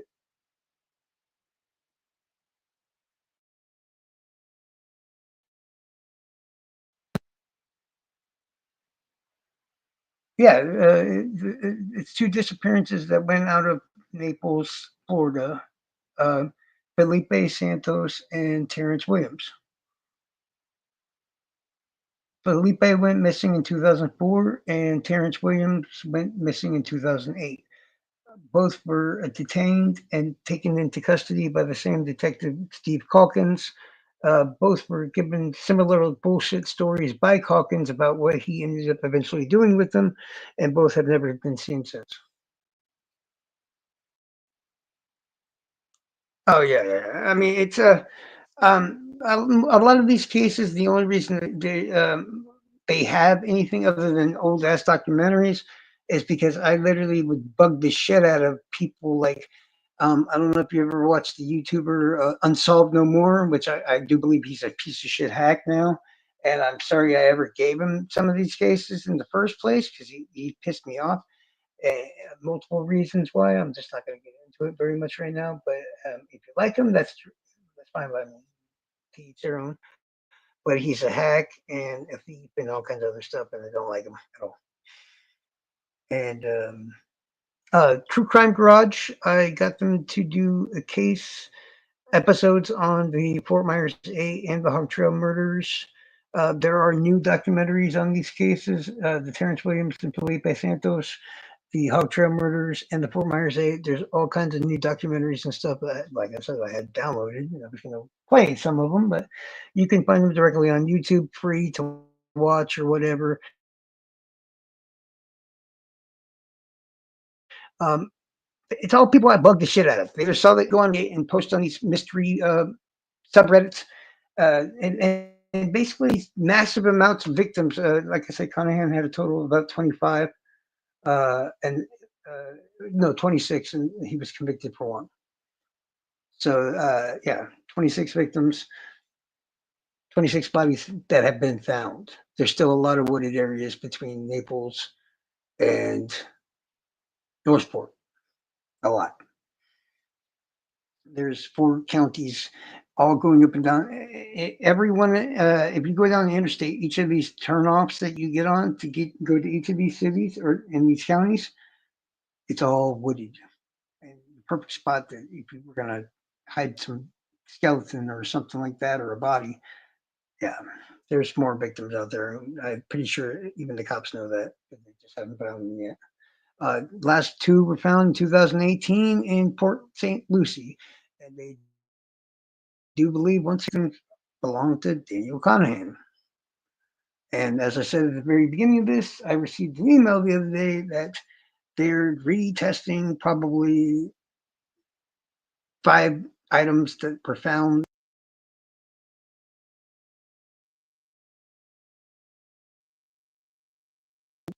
for DNA.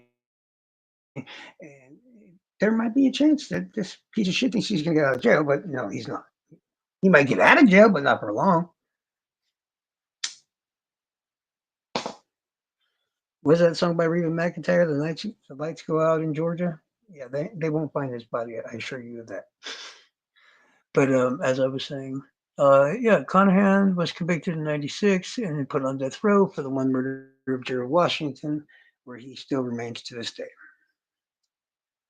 Hanging out with his newfound buddies, Jeffrey Zeiler, remember, double homicide, and Wade Wilson. So yeah, he's got all kinds of nice friends there, and Kevin Foster's there too. I forgot. Now, yeah, we already talked about Felipe and Terrence. Already talked about the Lords of Chaos. Now we're starting to get into the time frame of the early '90s and '80s. And yeah, I'm gonna bring up a name that if you've heard it before, you might gonna think it's a little weird to hear it now. But I think it was about 5 or 6 years ago, the FBI came out with a magical, crazy amount of numbers of their now newly confirmed most kills of a serial killer in the United States. And that number was 92 confirmed murders by one person. And that man was by the name of Samuel Little. And Samuel Little would pick up women, always women, from different places, all the way from Miami, Florida to Fort Myers, Florida. Yes. To a little bit like Orlando or Tampa, Florida, all the way across the coast. His big thing was driving, picking up victims, taking them elsewhere, and killing them there and leaving them there, all the way to California and back. And Samuel Little had one victim he picked up in a different county and killed her and left her in Fort Myers. And another victim he picked up in Fort Myers and nearly took her out of the county before he killed her and left her there. Samuel Little was able to provide pretty close proximity and locations where all the bodies are, the 92 pictures of every single one of the victims. So I'm guessing he had some sort of photographic memory like I do. Because if you look up on Google or whatnot, you can see 90 something drawings. And I think he probably did more than that. But all he can remember, because he had Alzheimer's at the time, was the 92. Kind of scary, if you ask me. But okay.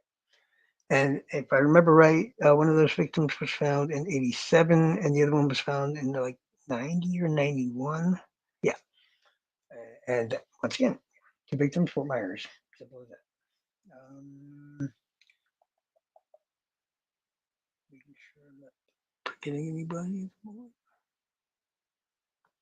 I know there's at least 2 more but technically only one counts because it's only one Fort Myers.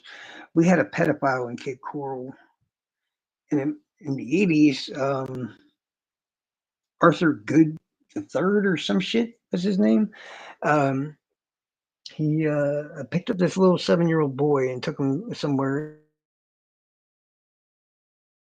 and sexually assaulted and strangled the boy to death.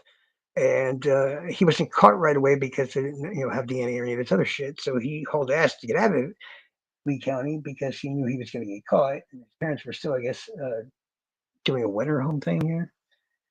But yeah, he hauled ass, got up to I think around New York's state. Pretty sure it was, or Chicago,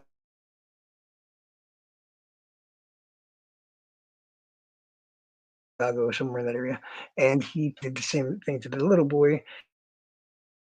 And he was locked up finally for the two murders, which once again, the FBI's definition for serial killer is somebody that kills at least two or more, at least two or more murders with a significant cooldown period in between, aka a break.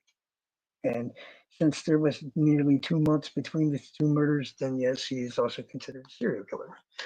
But Arthur Good III is well known because he was the first one to start telling judges and shit out loud on the news and stuff. If you let me out, I'm going to kill more. I have no regret for what I did. He is a no, a psychopath with sadistic, sexual, freaking the whole 9 yards. Yeah. He's a sexual sadist. My bad.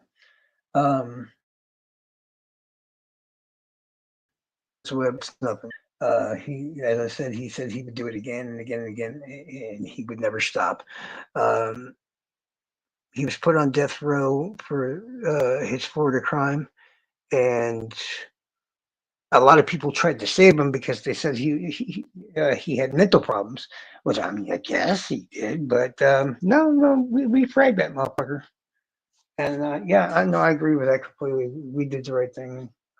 Do it again. Because this dude, once you look him up and everything you can find in the books that he wrote and stuff, yeah, he's pretty. Oh shit, I did. Well, technically, that's not time for that yet, anyway. So that's the 70s. Okay, it's fine. That's not the last case. We have technically one killer left. There's probably more that I forgot, by the way, but we got one killer left for this, and we'll see how everybody feels. And I got other things I can always talk about if people want to keep going, but this one was from the late 70s and the early 80s. And you're going to find this a reoccurring event, but once again, we have ourselves a cop serial killer. Port St. Lucie, Florida. Once again, very much on the tip of our county, and the other half basically on the next county over. Um, the man's name was, well, they called him the cannibal cop serial killer. He went by the name of Gerard John Schaefer. And Gerard John Schaefer's modus operandi was to either in his civilian clothes or as a deputy, he would pull over groups of teenage girls, usually two at a time, convince them to come with him or hang out with him at different times when he was off of work. And upon doing so, he would then take them out to what he is called his hanging tree, which is believed to be haunted. Yes, the hanging tree. It still exists to this day. The tree, the whole 9 yards. He would set up a log, tie these victims' arms behind their back and their legs together. He would set the log up and the noose around their necks, around the tree, and then they would be on their tippy toes on this very wobbly at the time. Um, and he was such a coward. He wouldn't. Sometimes he would watch it and jerk off or whatever. Other times he would just get bored by how long it was taking and just leave and come back later on, which oddly enough became his downfall when he was finally noticed in the first place. But yeah, basically these poor girls were completely tied up and they couldn't move. And when they got too tired or whatever, they would fall off the log and they would hang to death. Yeah, pretty fucked up.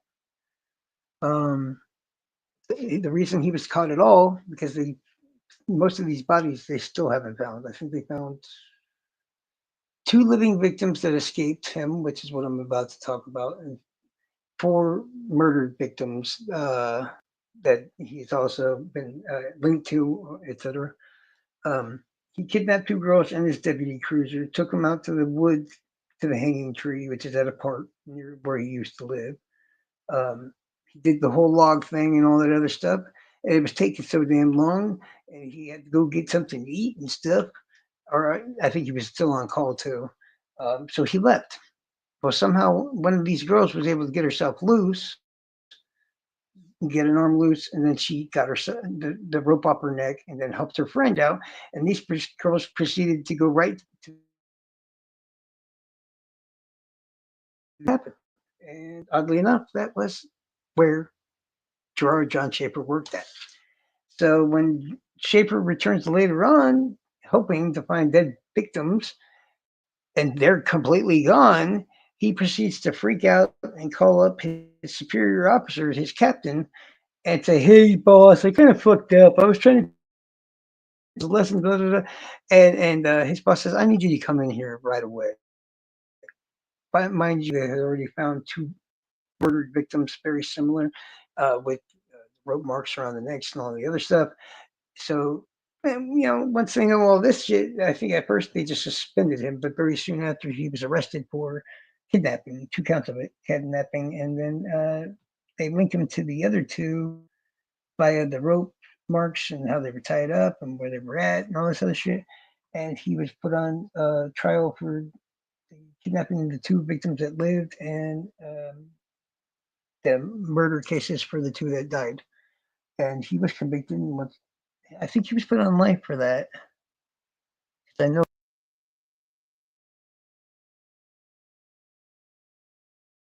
a person, right?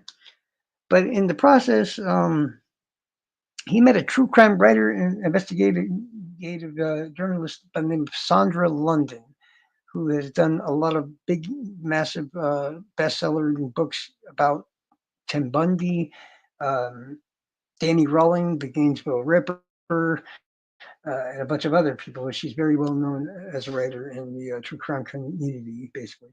Well, they get into this lover kind of relationship type deal, and she's basically, by the way, she was kind of ex girlfriend of Ted Bundy from high school, if I remember right, or Schaefer. I can't remember which one it is, but at least one of those two serial killers. She was an ex girlfriend from high school. Then she was banging freaking Schaefer later on after his conviction, but then she left for John Schaefer because she was in love with Danny Rowling, Mr. The Gainesville Ripper, who he was a folk singer, kind of like Charlie Manson. It's a crazy story. I'll probably do a deep dive into that as well. Schaefer either lied about a bunch because they haven't found the bodies yet to kind of confirm it, but they have found at least four since then. So it is believed that he was probably telling the truth on what he said, and that was that they believe he has about 54 victims total, and that he ate some of them by his own words, even though he claimed he was joking about that later on. But yeah, most people actually do believe. Oh, I had the interview from this dude recorded. I so wanted to play it for y'all. If you look up Conahan and the way he looks, he's like a younger, creepier, uglier version of Conahan with the same Jeffrey Dahmer fucking Coke size freaking glasses. But him talking, oh, it's the creepiest shit you've ever seen in your life. If you get a chance at some point, look up Gerard John Schaefer interview. Oh my God, ugh. He's like, she thinks he's the biggest, baddest, awesomest thing in the world. Huge narcissist. Um, I'm not even gonna tell you. You're just gonna have to look it up for yourself because this dude's fucked up, big time. But yeah, they believe he's linked to like 52 or 54 different murders, and that he ate some of the victims and everything else. and he's been linked so far with at least 8 to 10 victims that either haven't been found or have been found murdered.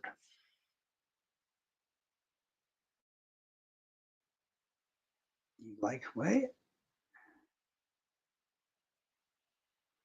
You like tips? I'm lost.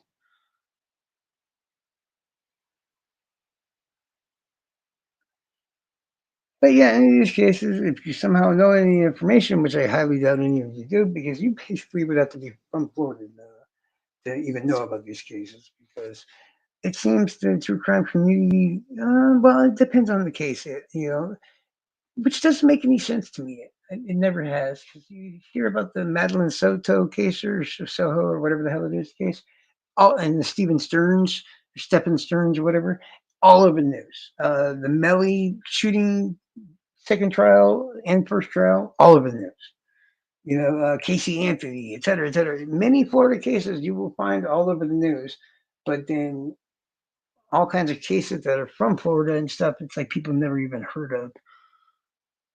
And as I was saying the other night, and I think I said the same on the Sleuth Intuitions channel like a couple of days ago.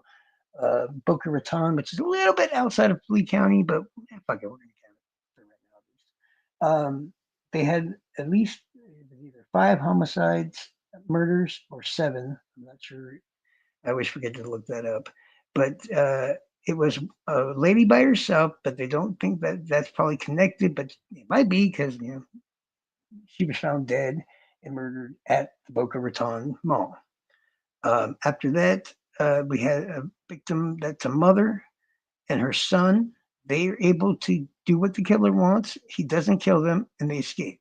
One thing very well noticeable about this whole story is that while he drove to the bank and all that for her to pull some money out to give him, he had put blacked out swimming goggles on both son and mother. That's why they weren't able to see what they were going, what they were doing, and the whole night. Know, and they were tied up. I think zip ties or something like that, so they couldn't move. But somehow, some way, this changed by the next set of two, which was a mother and her daughter, because they were found with the goggles still on, and they were both shot to death. I think the daughter was like 6 or 7, and the mother was like in her 30s. But they found them same goggles, shot to death, and I'm not sure. I think there was two more, at least two more. Might have been four more, which was another set of parent and child, and they were also murdered, shot the same way with the same gun. They didn't have goggles on this time. Well, there has been a recent update from last year and another documentary I have downloaded, but apparently a serial killer in Sweden, from Sweden, who oddly enough was around this exact moment in time, he was in South Florida. And he's claiming responsibility for 2 homicides around that time in South Florida, in the Boca Grande area. And they're right now basically 4 or 6 out of the 7. I'm not sure which one number it is at the moment in time. Are 100% linked to each other. So they can prove that the 2 homicides saying he actually did.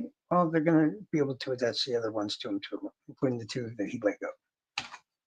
They believe that the first victim um, was a hit that her husband might have paid for.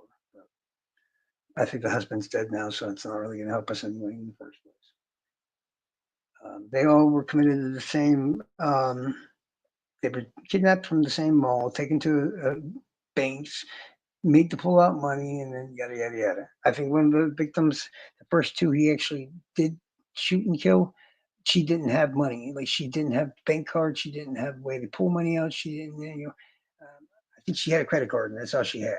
And, especially back then, you couldn't do anything like pull money or whatever off a credit card. I'm not sure if that was the reason why, but that seems to be the only thing that differentiated from the 2 he let go, and then killed 2 more after that. Um, but as I said, this Swedish serial killer. His name's Peter something or whatever. Um, and they had descriptions from witnesses and the surveillance camera of what this guy looked like, even though he had a big goofy looking hat on and sunglasses. But upon watching the documentary and all that, and looking at the sketches and the guy himself, tell you, I mean, at first when you look at the sketch, you kind of see a Hispanic person. To be honest with you, but when you finally see this guy and he's looking at the camera and all that, you're like, I see it.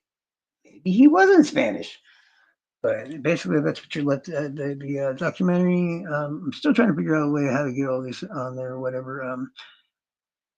I need to get a laptop charger, and once I do that, I can just use the laptop to do it. But it was called Under the Radar because that's basically most of these guys' murders he committed under the radar, and nobody could figure out it was him until he decided to open his mouth.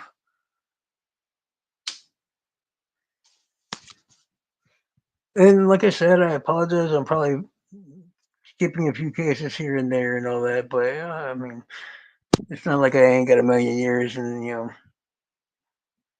there's probably at least like 5 or 6 more cases.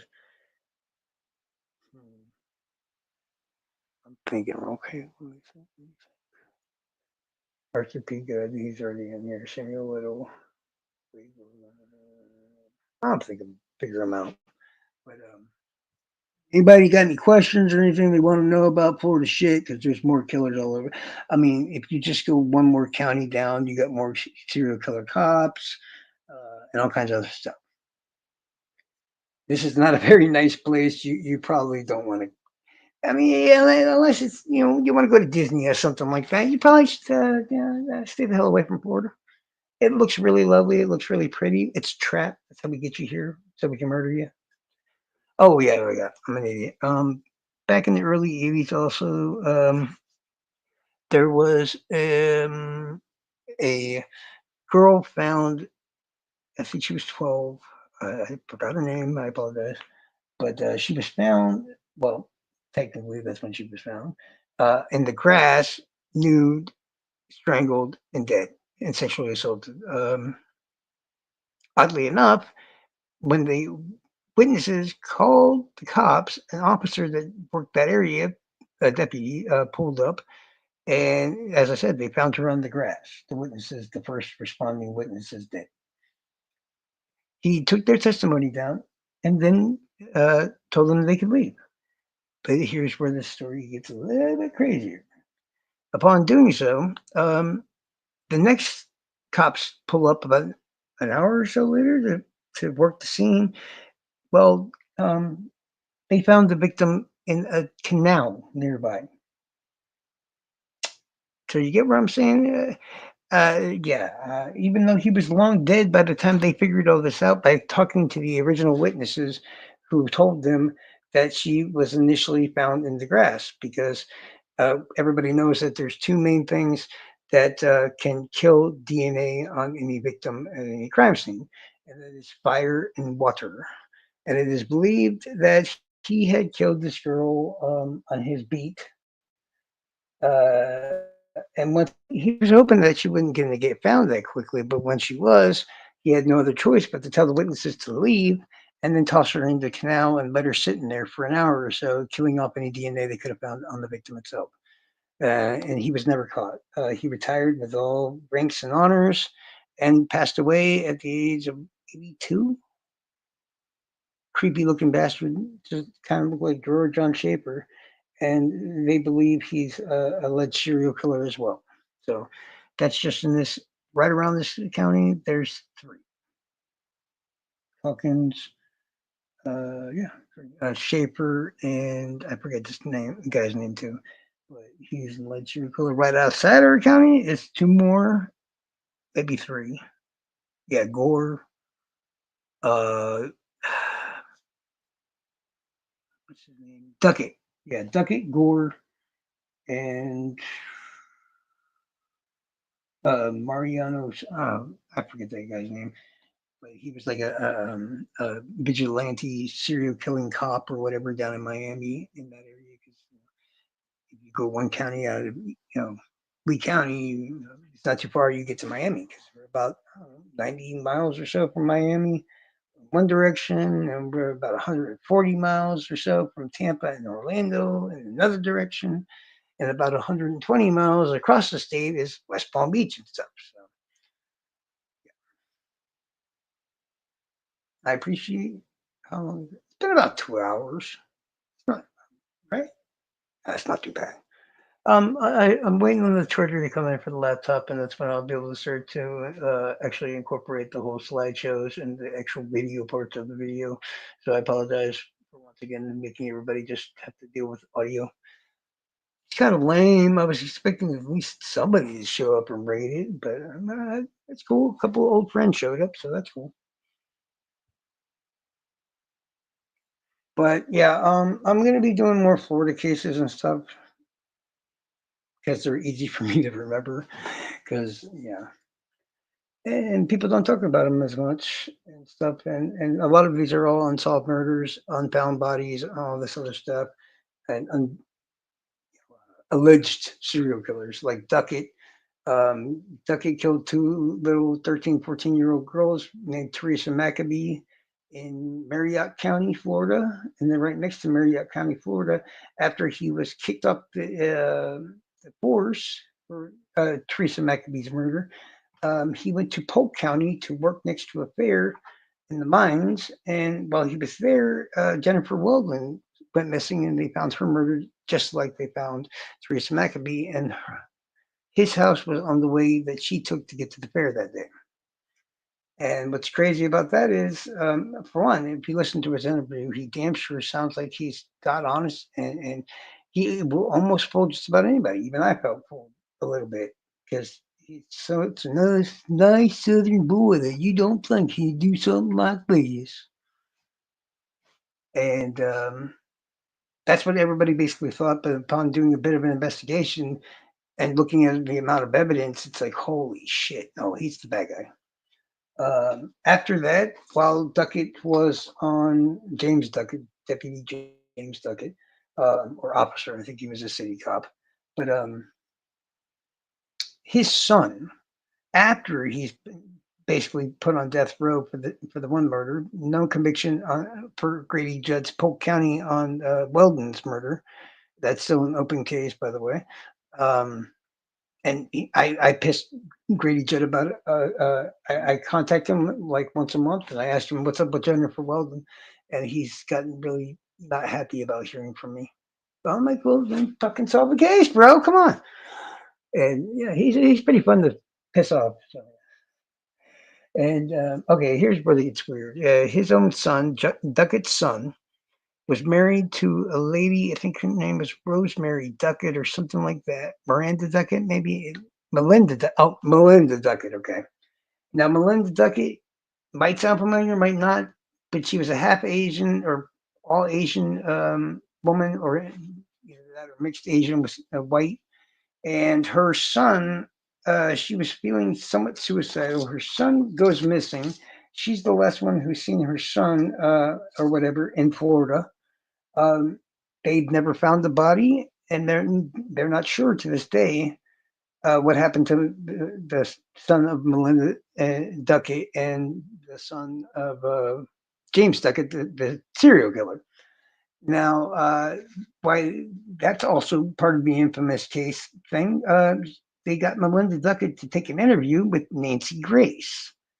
Well, Nancy Grace decided to go full on psycho dumb bitch on her rather than handle her with kid gloves, because she's obviously at the time you can see in the interview that she's fucked in the head basically. And yeah, she probably killed her kid, but at least we'd know about it if this didn't happen.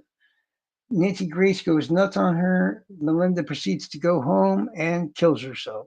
Now we have no answers. We never find the boy, and yada yada yada. They still do age enhanced photos and stuff in case he is still alive somewhere, but everybody doubts it. And this was the whole case that almost got Nancy Grace fired, and the network and herself had to pay a fuck ton of money that proceeded to all go to the serial killer and his son.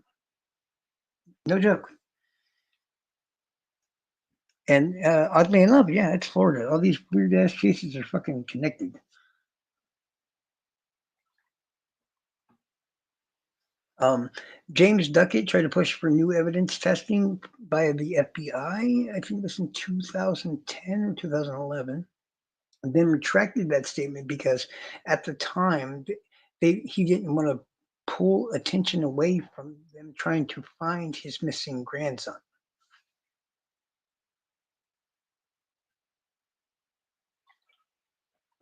So if anybody remembers, around I'd say about 15 years ago, Nancy Grace almost got getting fired, her getting sued, and the network being sued for a fuck ton of money. That's this case, Melinda Duckett, who's related, whose father-in-law is a cop serial killer, and she basically probably murdered her son. But yeah, it's been over 2 hours now. Unless somebody got any idea or something they want to talk about or something, I'm just probably going to go ahead and end the same. So, I gave you enough time and blood. But it was awesome having anybody around. People on the replay, you suck. You should have been here live. It wasn't even that late this time, little bitches. And my stalkers and trolls, anytime you're ready, dog. I'm getting bored of waiting. If you're gonna bring your mouth, show up. That's all I got to say. I mean, the mods are like modded. They're ready to go. They're ready to ban some people. You never show. Not cool. All right. Everybody have a great night. If you still want me to, I will remove that mod thing, Jenny, because you shouldn't have to get involved with this anyways, because it's probably going to get ugly. And Lord knows I don't want anybody getting involved in this entire situation that isn't fully aware of, yeah, what's going on. So, but yeah, I'll talk to you anyways about it. So, but yeah, everybody have a great night. I'm going to be probably live again tomorrow night. On what? I don't know. I have to check with 3 people, but that's going to be too early for that, anyways. But probably some more Florida shit or something like that. I'm not sure yet. Um, if I can figure out the whole slideshow thing, I might just do a live where I pop in there and show all the information and stuff that I haven't been able to show thus far. So we'll see. All right. Thank you guys for showing up. The ones who did, I love you to death, and you have a great night.